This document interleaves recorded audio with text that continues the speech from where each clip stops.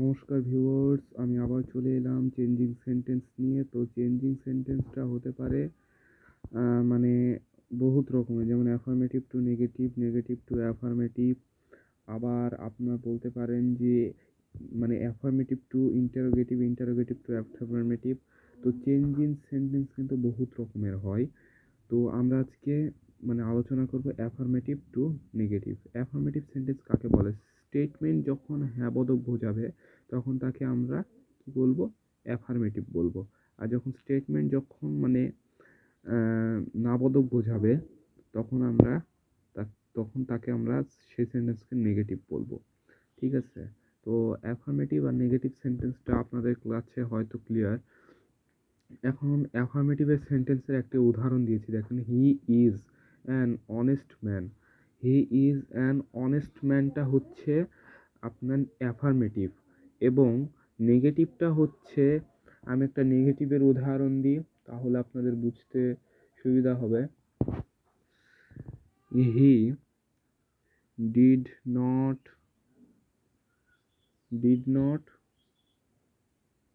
কাম home. দেখুন, এখানে এখানে আর এখানের কি পার্থক্য? জাস্ট এটার পার্থক্য, এবং জাস্ট কি এখানে কিন্তু পুরোটাই কিন্তু এখানে অ্যাফার্মেটিভ সেন্টেন্স। ঠিক আছে? অ্যাফার্মেটিভ সেন্টেন্স কাকে বলে? অ্যাফার্মেটিভে শুধু থাকবে subject plus verb V1 plus extension, তাকে আমরা বলবো কি? অ্যাফার্মেটিভ। এই যে অ্যাফার্মেটিভ, তাকে আমরা অ্যাফার্মেটিভ বলবো। ঠিক আছে?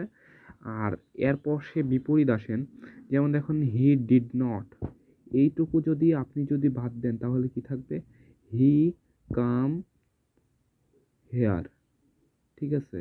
হি কাম হেয়ার, তাহলে এখানে আর এখানে কি মিল থাকলো? এখানে কিন্তু এটা সাবজেক্ট, এটা কিন্তু V1, এটা কিন্তু extension.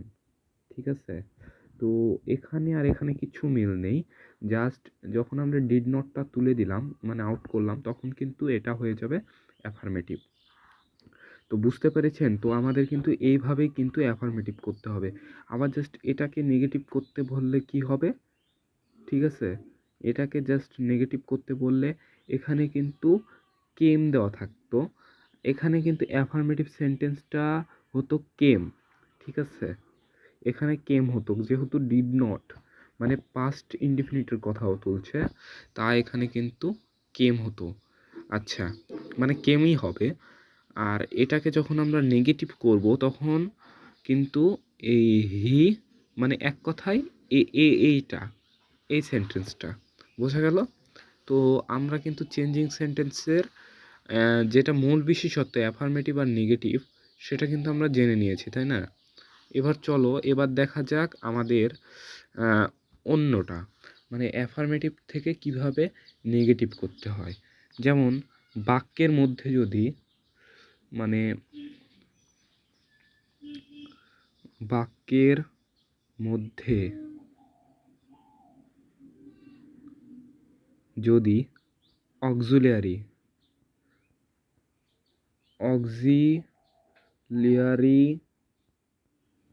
Verb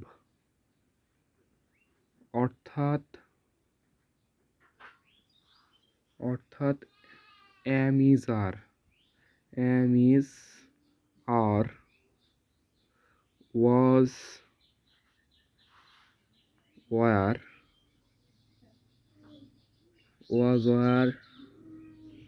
have has had, এবং মানে এইটুকু হচ্ছে অক্সিলারি ভার্বের মানে প্রাইমারি অক্সিলারি। এবং মডাল যদি মডাল ভার্ব যদি শ্যাল, উইল, ক্যান, ইটিসি থাকলে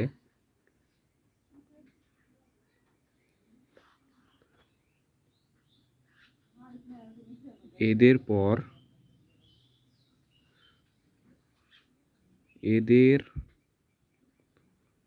পর নট বসবে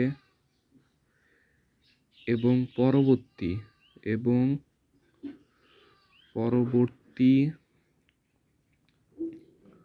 পরবর্তী মানে যেই পরবর্তী অ্যাডজেক্টিভ অ্যাডভার্ব ভার্ব টির অ্যান্টোনিয়ম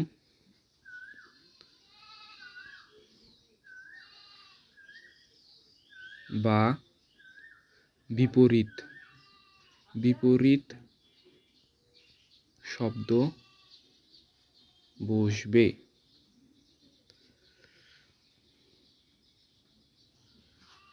ঠিক আছে, তো এটা গেল rule 1।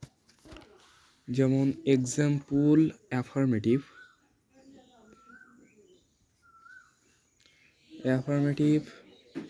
He is a hard working person.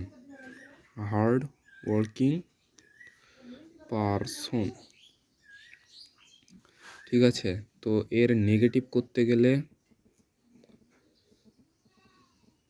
He is not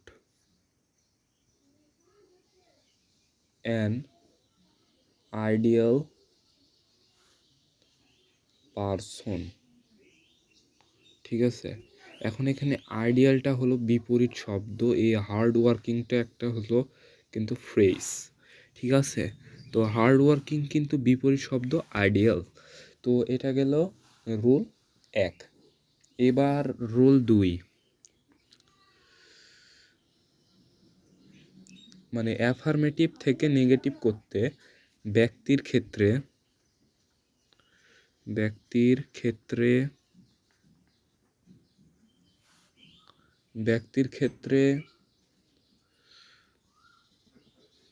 known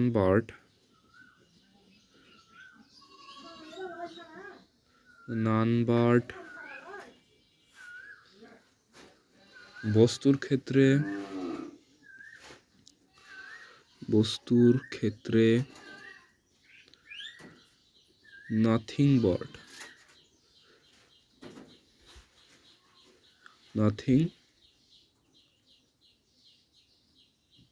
but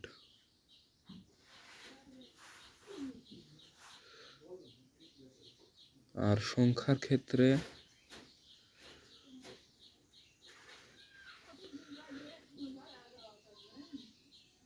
not less than. এগুলো যদি থাকে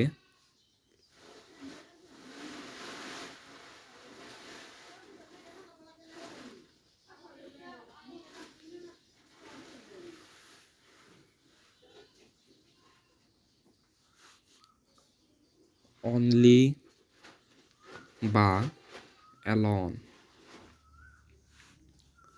এগুলো থাকলে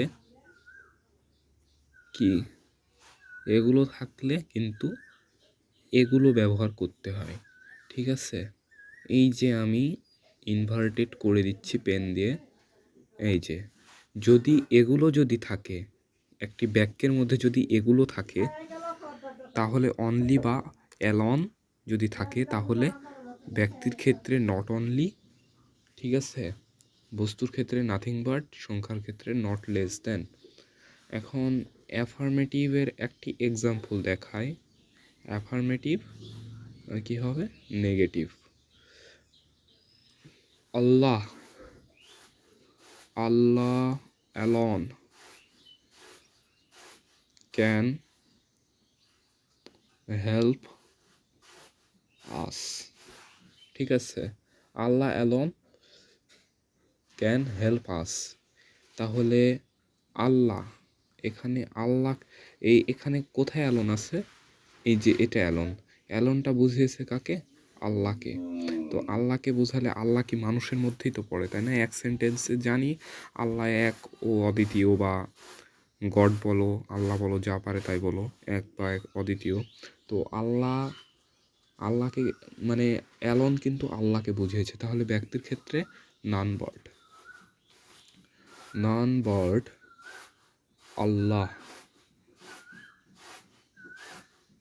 ক্যান হেল্প আস, যা আছে তাই।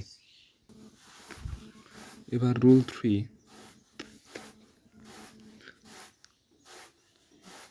বাক্যের প্রথমে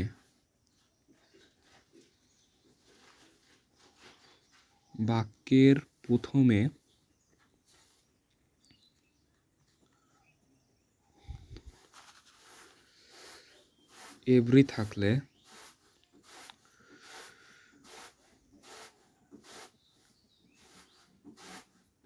থাকলে এটাকে করতে হবে দেয়ার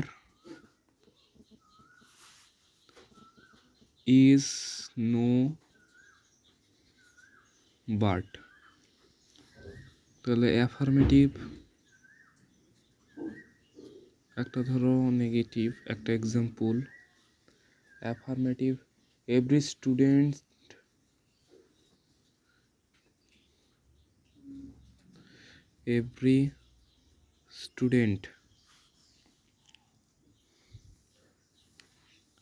স্টুডেন্ট লাইকস হার।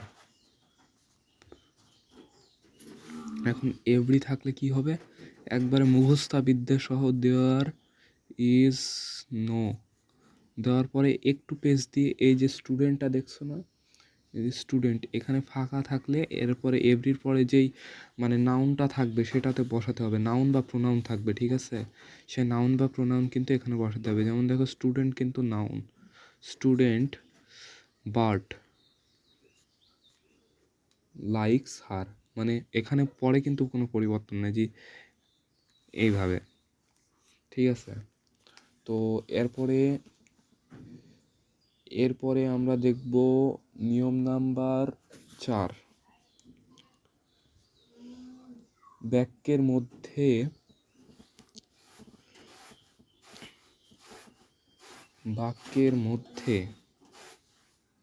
ঠিক আছে, বা বাক্যের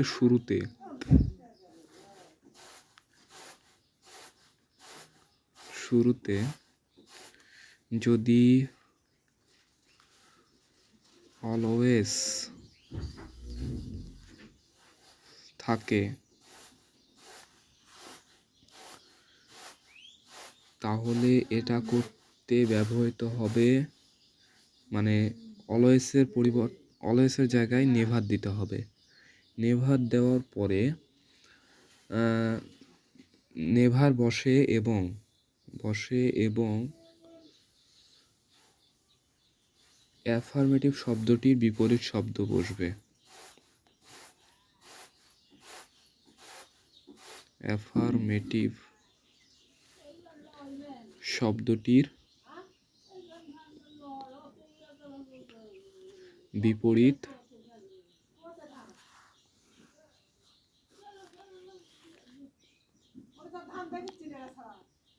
শব্দ বসবে।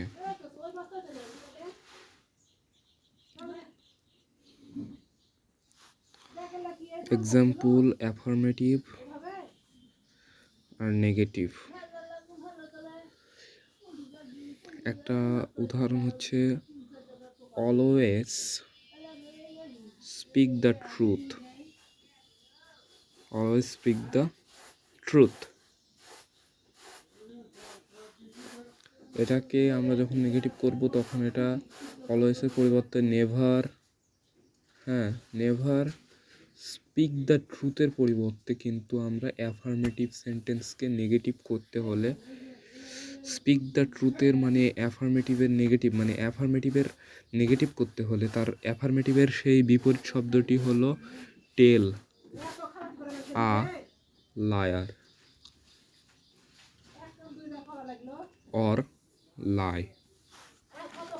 তবে এটা দেওয়াটাই বেশি বেটার, বুঝলা? রুল 5, অ্যাফার্মেটিভ সেন্টেন্সে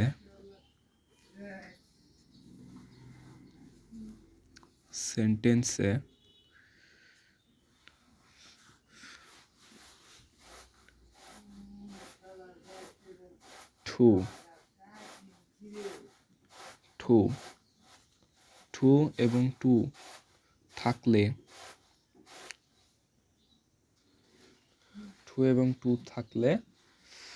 তার পরিবর্তে আমরা ব্যবহার করব সো এবং দ্যাট। বুঝতে পারছো? আর এক্ষেত্রে টু এর স্থলে সো এবং টু এর স্থলে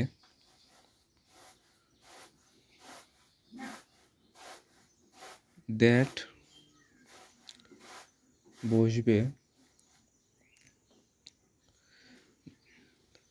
দ্যাটের পর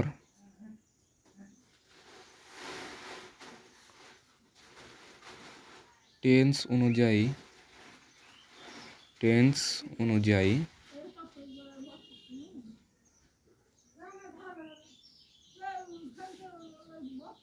সাবজেক্ট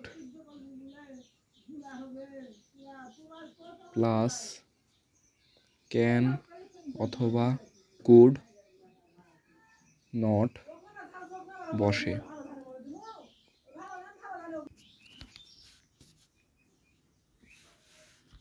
এবার দেখো একটা উদাহরণ, অ্যাফার্মেটিভ অর নেগেটিভ। অ্যাফার্মেটিভ একটা উদাহরণ দিলাম, the man is too weak to walk. এখন নেগেটিভ করতে দ্য ম্যান ইজ, দেখো এখানে কিন্তু টু আছে এবং এখানে কিন্তু টু আছে, তো এই টু এর পরিবর্তে এখানে লিখে দেওয়া আছে এই টু এর স্থলে, এই যে এই টু এর স্থলে কিন্তু সো বসবে এবং এই টু এর স্থলে কিন্তু দ্যাট বসবে। বুঝলা? বুঝছো কি বুঝো নাই তাই বলো। তাহলে যা আছে তাই, দ্য ম্যান ইজ টু এর পরিবর্তে কি বসবে?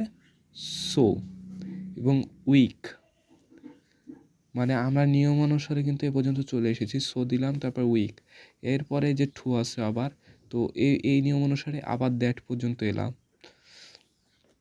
দ্যাট বসবে। এরপরে দ্যাটের পরে কি আছে? ওয়াল্ক আছে। এর জন্য আমাদের কি হতে হবে? টেন্স অনুযায়ী সাবজেক্ট প্লাস ক্যান অথবা কুড নট বসে। এখানে এই সেন্টেন্সটা কি দেওয়া আছে, যেমন দেখো এটা সাবজেক্ট প্লাস ভার্ব, সাবজেক্ট দেওয়া আছে দ্য ম্যান ইজ, মানে সাবজেক্ট দ্য ম্যান এবং ভার্ব হচ্ছে ইজ। তাহলে ইজটা কি, মানে ইজ দেখে আমরা বুঝছি এটা প্রেজেন্ট ইনডিফিনিট টেন্স। তো প্রেজেন্ট ইনডিফিনিটের জন্যে আমরা টেন্স অনুযায়ী দ্য ম্যান, এখানে কিন্তু ন্যারেশনের কিছু ঝামেলা আছে, যেমন দেখো আই যখন দ্য ম্যানকে ফলো করবে ন্যারেশনের ক্ষেত্রে তখন কিন্তু হি হবে। তো আমরা জানি ওয়ার্ল্ডটা কিন্তু কে হাঁটছে, এর বাংলা কি? The man is too weak to walk, মানে সেই মানুষটি হাঁটছিল এবং সে আরও হাঁটছিল, মানে ওই কথাটাই কিন্তু রিপিট করেছে। তাহলে কে হাঁটছিল? ওই মানুষটি। তার মানে দ্য ম্যান মানে একজন মানুষ হাঁটছিল এবং সেও হাঁটছিল, এখন সেটাই কিন্তু দ্য ম্যান। তাহলে এখানে দ্য ম্যান হচ্ছে হি, এবং এটা কি ইজ দেখে আমরা বুঝছি প্রেজেন্ট ইনডিফিনিট টেন্স। তো ক্যান নট ওয়াল্ক। তো এই ছিল আজকের ভিডিও বন্ধুরা। তো তোমরা দেখতে পাচ্ছ কত সুন্দর করে আমি 5টা নিয়ম বুঝিয়ে দিয়েছি, এটা কিন্তু আমার খাতায় করে কিন্তু তোমাদেরকে বুঝিয়ে দিয়েছি, ঠিক আছে? তো আমরা কিন্তু 5 রুল পর্যন্ত করলাম, এরপরে কিন্তু আরও তোমার 6টা রোল আছে। আমি যেগুলো বেছে বেছে যেগুলো দরকারি সেগুলো কিন্তু আমি তোমাদেরকে আগে দিলাম, যাতে এগুলো পড়ে তোমরা মানে পরীক্ষায় কমন পেতে পারো। এগুলো নিয়মের